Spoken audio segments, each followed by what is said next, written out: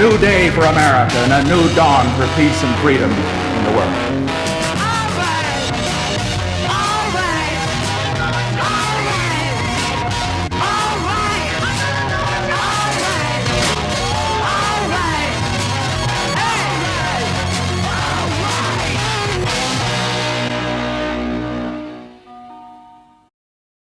The numerous events that led to the Democratic National Convention, DNC, in 1968 were both challenging and heartbreaking. The assassination of civil rights activist Martin Luther King Jr. and Robert F. Kennedy, the peak of the Vietnam War, and Lyndon B. Johnson's withdrawal from running for re-election all shaped not only the year 1968, but the all-important race for the presidency. With the height of protesting the Vietnam War, the Democratic National Convention turned violent on the inside and out, when police officers patrolling the convention started beating protesters in the streets on national television. The year 1968 was historic in defining American culture for the next 50 years. President Johnson started off his presidency on November 22, 1963. This is a sad time for all people. We have suffered a loss that cannot be weighed. For me, it is a deep personal tragedy.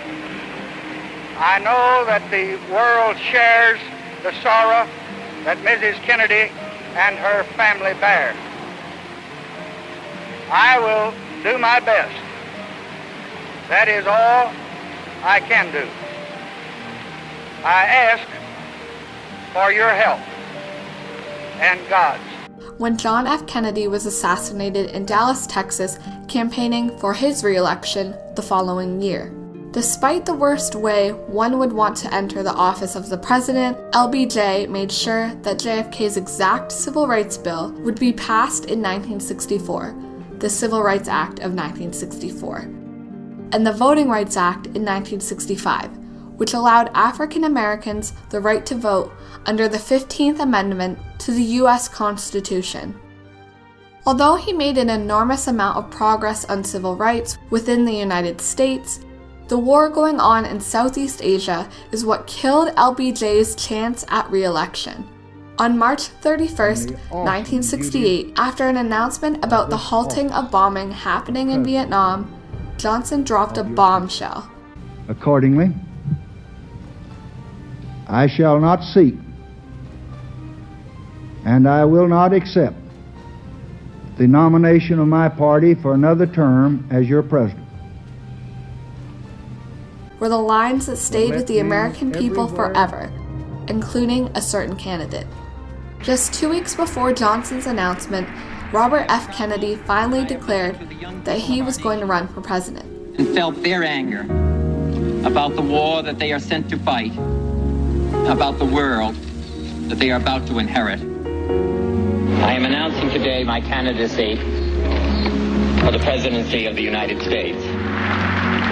With LBJ finally out of the running, it seemed like it would be a smooth ride to becoming the Democratic Party's nominee for the presidency, as long as he performed well throughout the primaries. Kennedy had been very hesitant about openly contesting a sitting president, which is why it took him so long to announce his bid, as well as lose him a huge chunk of his key demographic, college students. Eugene McCarthy was the first Democratic candidate to openly challenge Johnson. The senator from Minnesota had a large backing from college students, as his main focus was challenging the current administration about the never-ending Vietnam War. He was performing well against Kennedy during the primaries and even managed to pull out a win in Oregon, beating Kennedy 45 to 39%. Once Johnson announced he would not be running for a second term as President of the United States, the current Vice President, Hubert Humphrey, became the immediate choice as the next president. Humphrey was already backed by the Democratic Party and easily secured enough delegates to win at the convention. With the tragic deaths of Martin Luther King Jr. and of candidate Robert Kennedy, the Democratic National Convention meant more now than it ever had before. This plane will take back the body of Robert Francis Kennedy to New York. Also on board this plane today will be Mrs. John F. Kennedy. Also on board will be another widow, Mrs. Martin Luther King Jr. Somehow and in some way, we seem to be sending a great many of our young leaders to their early graves. With so many important leaders of change being killed for wanting a better America, it was time to select the perfect candidate to lead the party in the right direction. Thus began the 4 days of the Democratic National Convention. The DNC was held August 26 to 29 at Chicago's International Amphitheater. Inside the convention, journalists were being pushed around by security while trying to report on the convention floor. On the outside, more was to come. To show their disgust for how they felt about their political party, an anti-war protest group called the Youth International Party, or Yippies, organized an event 5 miles north of where the convention was taking place. Along with the National Mobilization Committee to End the War in Vietnam and the Students for a Democratic Society, the Yippies held a festival that coincided with the convention. Around 10,000 demonstrators gathered in Lincoln Park, Grant Park, and other areas around Chicago, but were met with 23,000 police and National Guardsmen. On August 28th, during the mid-afternoon, a young man lowered the American flag that was flying in Grant Park. From that moment, everything spun out of control. The police and National Guardsmen broke through the crowd and started beating demonstrators with billy clubs.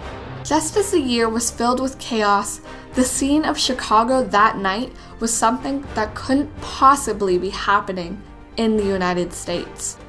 For 17 minutes, under bright television lights, America saw demonstrators being beat by law enforcement that is supposed to ensure their safety, while chanting, "The